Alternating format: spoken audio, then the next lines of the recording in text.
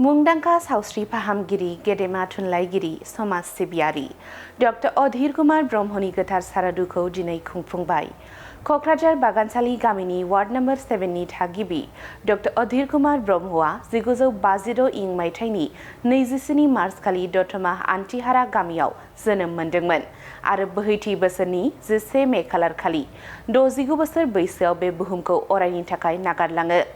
थांनानै थानाय समखिनियाव डॉ अधीर कुमार ब्रह्मआ दाब दाब जायगानि गुबुन गुबुन देहा फाहामसालिफोराव सुबुं माहारिनि सावस्रि फाहामथाय होनायजों लोगोसे कक्राझार आर.एन.बी. रायजोआरि देहा फाहामसालिनि सुपारिनटेन्डेन्ट आरो इन्डियान मेडिकेल एसोसिएशन कक्राझार ब्रान्चनिबो आफादगिरि जानायजों लोगोसे कक्राझार बर' साख्रिआवला थुनलाइयारि गौथुमनिबो आफादगिरि जादोंमोन। जेराव डॉ ब्रह्मआ गावनि बाखनायजाथाव आरो गोख्रों हाबा मावनायनि गेजेरजों भारत ज्योति अवार्ड, राष्ट्रीय गौरव, लाइफटाइम अचिभमेन्ट अवार्ड, मादार टेरेसा एक्सेलेन्स अवार्डफोर बायदि गासै मोन 7 माहारियारि थाखोनि बान्थाफोरखौ जिउआव मोनफुंनो हादोंमोन। डॉ ब्रह्मआ देहा फाहामगिरि आरो बायदि बायदि बिथिङाव गिलिर बिबान बाननायनि गेजेरजोंबो गोबां थुनलाइ सोरजिनानै बर' थुनलाइ आरो गुबुन रावारि थुनलाइ सोरजिनानै थुनलाइनि फोथाराव गोबां बिहोमा होलांदोंमोन। बिथाङा राजा महाराजा आरो सना रुफा, दाबोरसे उखुन्दै, कुरुक्षेत्रनि मिसाइल, बर' हारिनि माखासे खोथा बायदि बायदि गासै गांजि सल'मा, सुंद' सल', खन्थाइ, रायथाइ बिजाबफोर लिरनानै गालांदों। दिनै रुंसारि डॉ अधीर कुमार ब्रह्मनि गोथार सारादुखौ कक्राझारनि बागानसालि वार्ड नम्बर 7 आव थानाय गावनि आंगोनि न'आव कक्राझार गुदि बर' थुनलाइ आफाद, कक्राझार बर' साख्रिआवला थुनलाइयारि गौथुम आरो नखरा जथायै खुंफुङो। दिनै सानसेनि हाबाफारिजों खुंफुंनाय बे गोथार सारादुआव ओनसोलनि मेलेमजिबि सानसुमैफोरजों लोगोसे रायजो राजा, मन्त्रि उरखावगोरा ब्रह्म, एमएलए लरेन्स इस्लारि, कक्राझार मिउनिसिपाल बर्डनि मासिगिरि प्रतिभा ब्रह्म, बर' समाज आफादनि आफादगिरि बेनुधर बसुमतारी, कक्राझार जिल्ला एबसुनि बिबानगिरिफोरजों लोगोसे ओनसोलनि बायदि बायदि गौथुम आफादनि दैदेनगिरिफोर आरो सोद्रोमाफोरा बाहागो लायो।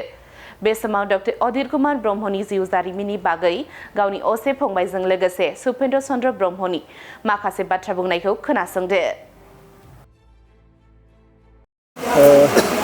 रुंसारि डॉ अधीर कुमार ब्रह्मनि दिनै सारादु बेजोंनो लोगोसे बिजाब दैथायगिरि बिथांनि जिउखौ मा बुंनो? एक्चुअली दिनैहाय रुंसारि आदा डॉ अधीर कुमार ब्रह्मनि मोनसे गोथार साद्द सानमोन। दा बेजोंनो लोब्बा लाखिनानै जोङो जिहेतुके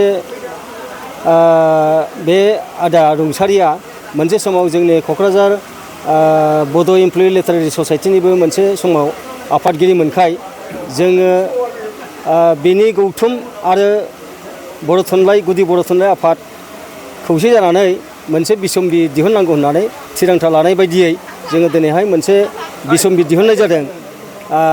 बिसम्बिनि मुंखौ जोङो डॉ अधीर कुमार ब्रह्मनि बिसम्बि होननानै मुं दोनदों आरो बेजों लोगोसे बिथाङा थांनानै थानाय समाव गाव थैजासिमनि बेलायावहाय मोनसे गावनि आखाइजोंनो सुजुनानै गावनि जिउनि जारिमिन मोनसे बिजाबबो लिरलांदोंमोन। दा प्रिन्ट जादोंमोन खिन्थु बिथाङा बेखेवस्लाबलांनो हायैलाय जोङो बेखौबो लोगोसे दिनैनि गावनिनो गोथार साद्दआव बेखौबो जोङो बेखेवफानाय जादों। बिथांनि थैनाय साना माब्लामोन आरो मा जाहोनाव बिथाङा बे बुहुमनिफ्राय? बिथांनि थैनाय जाहोना अबस्से बिथाङा एसे गोबाव सम लोमजानानै दङमोन होननानै जोङो खौरां मोन्दों। बेबायदिखायनो उनावहाय बिथाङा जोबथा हांखौ बोदों बङाइगाव लवार आसाम हस्पिटालाव। दा बेनिफ्रायसो जोङो हठाৎ खौरांखौ मोननानै गासैबो जोंनि गौथुमनि जेनोखि जोङो गुदि प्राइमारि बर' थुनलाइ आफाद आरो जोंनिनो कक्राझार इमप्लयि लिटारेरि ससाइटिनि सोद्रोमाफोरखौ आङो खावलायहरनायनि गेजेरजों बिथांनि रुंसारि जानाय समावबो गोबां मानसिफ्रा जोंखौ मदद होफैदों। आदानि थैनाय सानाव जोङो बिथांखौ माने बिबार बारसेजों एसे बिदाय हरदों। बे रोखोमैनो दिनैहाय जोङो सावरायनायनि गेजेरजों दिनैनि साद्द सानावहाय बिथांखौ जोबथा बिदाय होनायजों लोगोसे बे बिसम्बिखौ जोङो बिथांनि मुङैहाय नाम लाखिनानै डॉ अधीर कुमार ब्रह्मनि बिसम्बि होननानै मुं दोननानै जोङो बेखौ बेखेवनाय जादों आरो मा। थैनाय समसिम बिथांनि बैसोआ थांनानै थानाय समाव मा हाबायाव आखाइ होबोदोंमोन बिथाङा? बिथाङा सासे डक्टरमोन।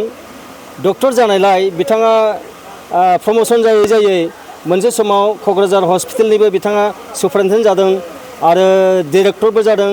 बेबादिनो गावनि साख्रि जिबनाव साख्रि थानानैब्लाबो बिथाङा ओरैबायदि थुनलाइ सोरजिनायाव मुखुबमोन जायनि थाखाय बिथाङा गोबां बान्थानिबो बिगोमा जानो हादों। बेबादिनो नेसनेल इन्टारनेसनेल बिथाङा बान्था मोनदों आरो बिथांनि बान्था मोननाया बिथांनि गावनि जिउनि जारिमिन लिरनानै गालांनायाव रोखा रोखायैनो दङ। दा बिथाङा जोङो बिथांखौ सासे लिरगिरि होननानै बांसिनानो सिनायनो मोनदों। बेखायनो जोङो दिनैहाय बिथांखौ गुरुत्त' होनाय खामानिया बेनो। बिथांनि माखासे बिजाबा जोंनि गेजेराव सुबुं माहारिनि गेजेराव गोबां बिहोमा होलांनायखाय बा थुनलाइ मुलुगाव बिहोमा होलांनायखाय जोङो दिनै बिथांखौ आरोबाव बिथांनि थुलुंगाखांनायजोंनो जों समाजा जौगाखांथों होननानै गोसोखांनायनि गेजेरजों बिथांनि बिसम्बि मुङैहाय जोङो दिनैहाय दिहुननाय जादों आरो मा। जोंनि आदा गिदिर डक्टर अधीर कुमार ब्रह्मनि बिनि गोदोनि मावबोनाय जिउखौरांनि सोमोन्दै आंनिफ्राय फंबाय हिसाबै फंनैसो बाथ्रा मिथिनो लुगैनायखाय आङो एसे खोन्थालांनो लुगैदों। आदाजों आं अबस्से गिदिर समाव गोबाव समय गुले गुले मोनाबाबो उन्दै समाव जों सानैजोंनो उन्दुलायोमोन आरो उन्दै समनि जेफोर बेनि कयेकटा एक्टिभिटिस आं एसे मिथिबोदों। मानो होनब्ला बे उन्दै समनिफ्रायनो बिनि कयेकटा माबाया क्रियेटिभिटिया एसे दस्रा धरननिमोन। बिनि जेरै गेलेनाय दामनाय देनायनि कालचारनि सम्पर्के पिकनिक माने लावखार मा होनो बेखौ ओंखाम जानाय आरो माबाफोर माने गेलेनाय माबा खेला धुला बेफोरनि सम्पर्के जे बे उन्दैनिफ्रायनो क्लास 6-7निफ्राय जे खुब आखा फाखामोन आरो बेनि जे फरायनाय स्टाइल बेनि बुंनाय स्टाइल लिरनाय स्टाइलफ्रा जोंखौ जे एफानि जे साजेसन होबोनो मोन्दोंमोन बिनि बुंनायफ्रा फ्राय खुब माने गोख्रों धरननिमोन। जेरै आंनो नुबोनायनि बिथोराव बेनि गेलेनायनि बिथोराव जेनेबा फुटबलफोर गेलेनायफ्रावबो बेनि जे सिन्था धाराजों बे लेफ्ट स्करारमोन उन्दैनिफ्राय बे आखिजों जोग्रामोन। खिन्थु बिनि स्टाइलफोरखौ मानसिफ्रा कयेकटा मानसिफ्रा हमनो हाबाय बिदि बोरै बलखौ सोयो बुङो। आरो जेनेबा कालचारनि उन्दैनिफ्रायनो बे दथ्रा दामनाय थब्ला दामनाय आख्रा दामनाय उन्दैनिफ्रायनो बे जोनोमनिफ्राय बुंनो थाङोब्ला आइमोन खोन्थानाय मथे आख्राखौ जोनोम माबा एसे लोमजानाय दिननिफ्राय 3 बोसोर 4 बोसोरनिफ्राय दामफैजेनदोंनो। बेनिफ्रायनो बेहा थब्ला दामनाय मुं दामनायाव खुब आखा फाखा। बे उन्दै समनि माबाफ्रा बेनि बोरला गावनाय स्टाइल जेनेबा बोरला गावनाय बे आगसिं गावोमोन आरो बिनि नोजोरफ्रा खुब गेबेंमोन।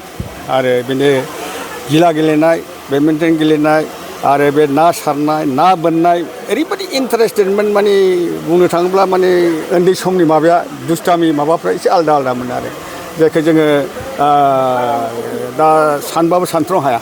बे जे एसे मोजां गोरों गोरा जालांगोन लोगोसे एसे गिदिर जे रोंलांगोन बेखौ गोदोनिफ्रायनो बिनि माबाखौ जोंनि बिमाफ्रानि आरो रायजो राजानिफ्राबो एसे माबा नुखादोंमोन।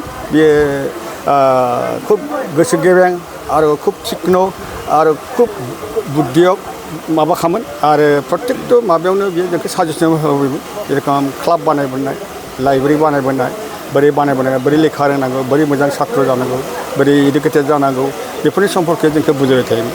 दा आङोथ' गोजौ खलबाव जेरेखम दा रोंबोनाय समाव जोङो गोजानबो थाबोबाय। बियो जखन हाइ सेकेन्डारि फरायफैयो होमबा आङो क्लास 6 फरायनाय समावबो आङो दतमायाव थाफैबाय बे क'क्राझाराव थाफैलायबाय। जखन आं क'क्राझाराव थाफैबा बे डिब्रुगड़आव थांलायबाय उनावहाय दा नुबोनो मोनदां डिब्रुगड़आव जखन मेडिकेल कलेजावबो बेनि जे ब्रेननि आखा फाखाफोर आरो बेनि जे लोगोफोर फ्राय माने लोगोफ्राबो आसुरित धरननिमोन थिक्न बुद्धिनि ब्रिलियेन्ट मानसिजोबमोन आरो माने पार्सेन्टेजफोरखौ जों उन्दैफ्राव माबाबो आदानि माबाफोर जों मिथिबोदों माने 85% 95% मोनाब्ला जोंनि फादाराबो फ्राय होननायाव चेलेन्जखौ बिनो नुहरबाय थायोमोन। जों बेवहाय कयेकजन नुदां आदा गोदोनि कबिरन्जन आरो नै साबुराम ब्रह्म कयेकजन माने ब्रिलियेन्ट जायफोर माने 95% गाहाम लानाय माबाफोरनि बिसोरनि माबा कम्पिटिसन माबाफ्रा उन्दैनिफ्रायनो दस्रा धरनमोन। बुंनो थाङोब्ला बेनि जे सिन्था धारा खुब माने गेबेंमोन आरो खुब मोजां धरनै स्टाडि खालामबोयोमोन बुङोमोन। गामियाव थाबाबो बे गाज्रि माबाखौ माबाफोरखौ जोंनो देखायफेरामोन आरो गाज्रि जाजानो लुगैयामोन। जेब्लाबो गामिखौ एकता धरनै खामानि मावनायखौ जोंखौ थिनबोयोमोन आरो दा डक्टर जानाय समावबो जों नुबोदों बियो गामियाव थांनानै आरो दानि जे नुबोबाय बेनि लिरनाय माबाफ्रा माने आंनो खिन्थाबाय थायोमोन उमुखौ लिरदां उमुखौ माबादां नों नायनांगौ आरो मानसिफोरनो एसे फोरमायनांगौ दा आं हयथ' बेबादि आदानि माबाफोरखौ फोसावजोबनो हायाखै न' डाउट खिन्थु बे बानायलांनाया दा जुगामि जालांगोन आरो बुंनो थाङोब्ला सानसे समाव निस्सय बेनि जे सिन्था धारा आरो बेनि जे सिन्थाजों खालामबोनाय बिजाबफ्रा लिरबोनाय बिजाबफ्रा आरो सानबोनाय माबाफ्रा जाहाथे रायजो राजा जेब्लाबो माने आजावना लागोन आं दा नुनानै मिथिबाय आरो मिथिबाय रायजोफ्रा बेखौ जेब्लाबो मोजां धरनै गोजौआव थांहोनो जुनै नाजागासिनो थागोन आरो जाय हक आंनि सुंद' माबायाव मिथिनायाव बुंनांगौआथ' बुरजा दं खिन्थु आं दा बेखिनिखौनो माने बुंनो सानदों आरो बहायनो आङो बुंथ'नानै दोनथ'नाय जादों